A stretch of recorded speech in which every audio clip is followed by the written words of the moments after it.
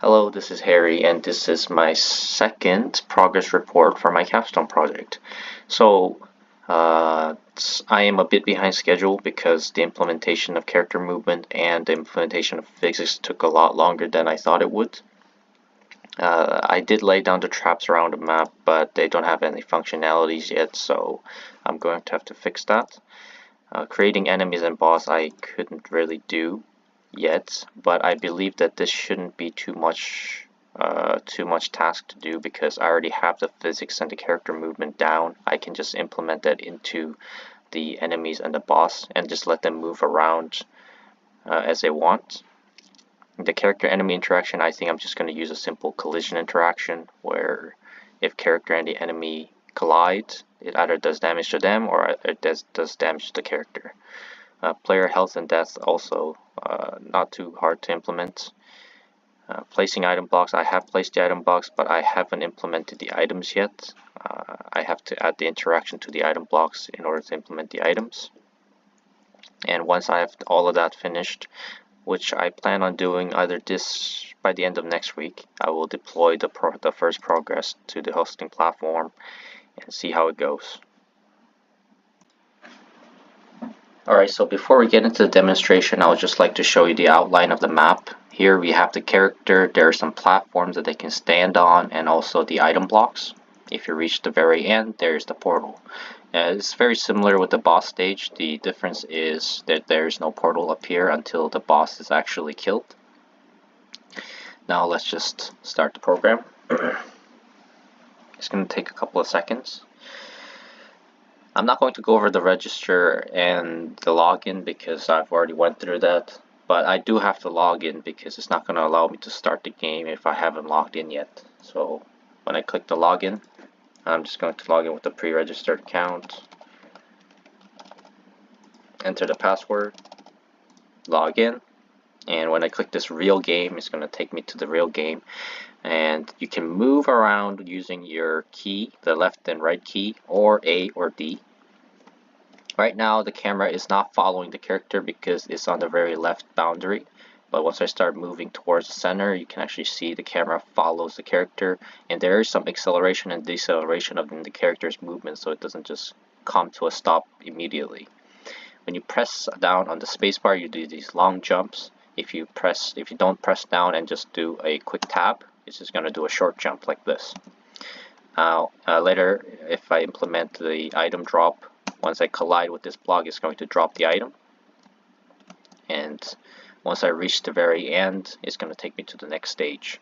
If you do end up falling into the void, then the character will die, but I don't have the death animation yet. But as you can see, you cannot come back up to the surface once you fall down.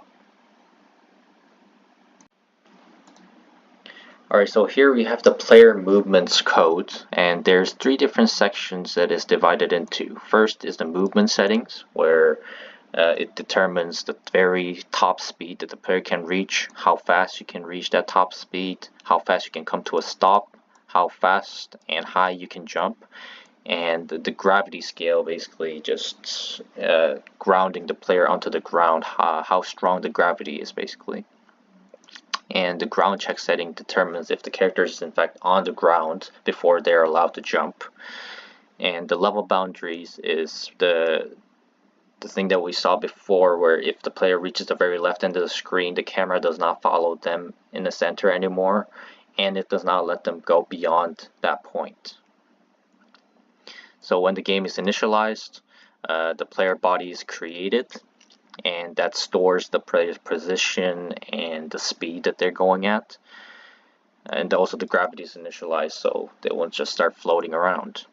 Here we have the 2 update functions. One of them is when you actually press the button, this will be initialized going left and right, or determining if you're on the ground, and if you are, then you have the option to jump. And this part, it actually took me a while to figure out, is basically smoothing out the jump, because if you just simply implement the gravity function, the built-in gravity function of Unity, it does not give you that smooth falling effect. It does not apply well into this 2D game, so I had to create my own formula for creating that smooth falling effect. And also we have a function where if you simply tap on the spacebar, you'll do a short jump, and if you hold on longer on that keybind, it will allow you to jump farther. The fixed update is an update that is constantly going instead of only when the player interacts with the game. So this constantly updates the frame. So even when player lets go of the moving forward key, it will slowly decelerate at a certain rate, at a fixated rate, or accelerate when the player is actually holding onto that key.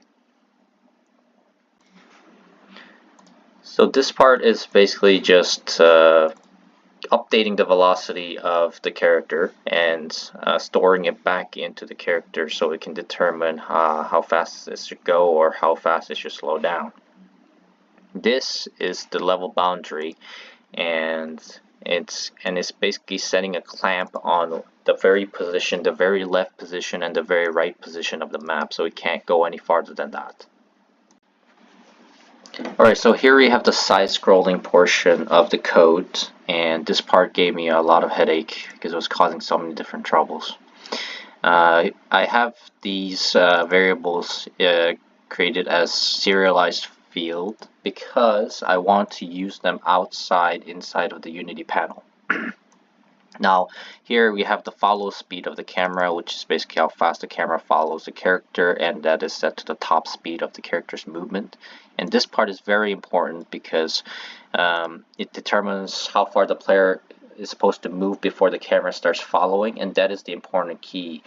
The camera has to follow the character's movement instead of them being updated at the same time, because then there might be a frame where a character is not moving, but the camera is trying to determine which direction the character is going, and it might just be scrolling to the right side or the left side forever. Here we have the minimum and the maximum that the camera can reach, so the camera doesn't just show like beyond the left end border of the map. Once the game starts, the camera determines the middle point, the center point of the character, so the camera is always centered around the character, except for in the starting position, where the camera is forced to be fixed on this X coordinates, because then we don't want the camera to pan beyond that starting point that we've created. And we don't want the camera to actually move until the player moves. Now, this is the very important part that we talked about in the top part. And if they're not moving, have the camera locked at the very start, because it doesn't want the camera to just all of a sudden start moving to the very right side of the map. And this basically always tells the camera beyond that starting point, you're always centering around the character's position. So the character is centered right in the middle until they reach the very end of each side of the map.